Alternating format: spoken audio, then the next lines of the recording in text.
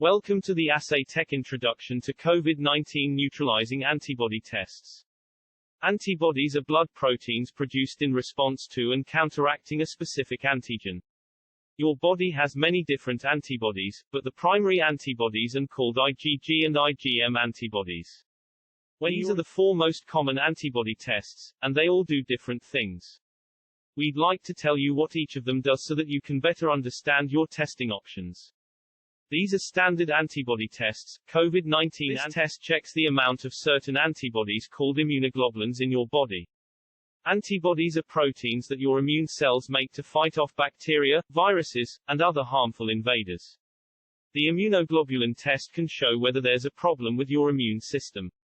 Some conditions cause your body to make too many or too few immunoglobulins. Having too few immunoglobulins in your blood gives you a greater chance of getting infections. Having too many could mean you have allergies or an overactive immune system. Although this test can help you understand your general immune picture, it has very little relevance to COVID-19 protection because it can't measure which antibodies are able to fight the SARS-CoV-2 virus and how many of them you have. This test is what's called a qualitative test. That's essentially a yes or no test. This test will let you know if you've been exposed to the SARS-CoV-2 virus even if you didn't have COVID-19 or were unaware of it due to mild or non-existent symptoms. Although this test can be used to determine if you have COVID antibodies, it does very little to give you a picture of your resistance to the virus because it doesn't measure the quantity of antibodies. This test is in our opinion only useful for determining if the patient is a candidate for donating convalescent plasma and knowing if you were ever exposed to the SARS-CoV-2 virus. This is a semi-quantitative test. What that means is that it gives you some good information, but it's open to interpretation, and according to the CDC, you are advised not to rely on these results to determine your safety level.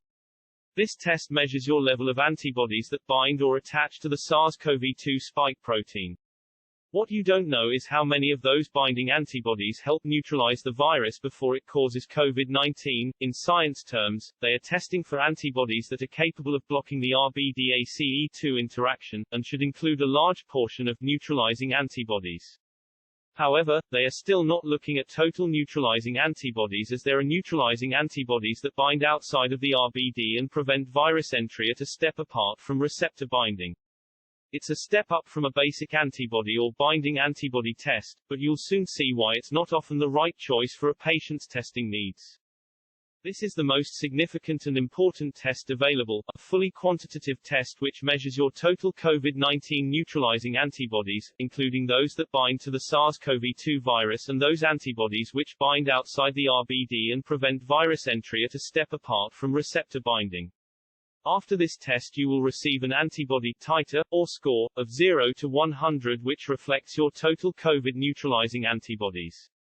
You will see on a visual chart where your score falls under various markers indicating the strength of your body's ability to neutralize SARS-CoV-2.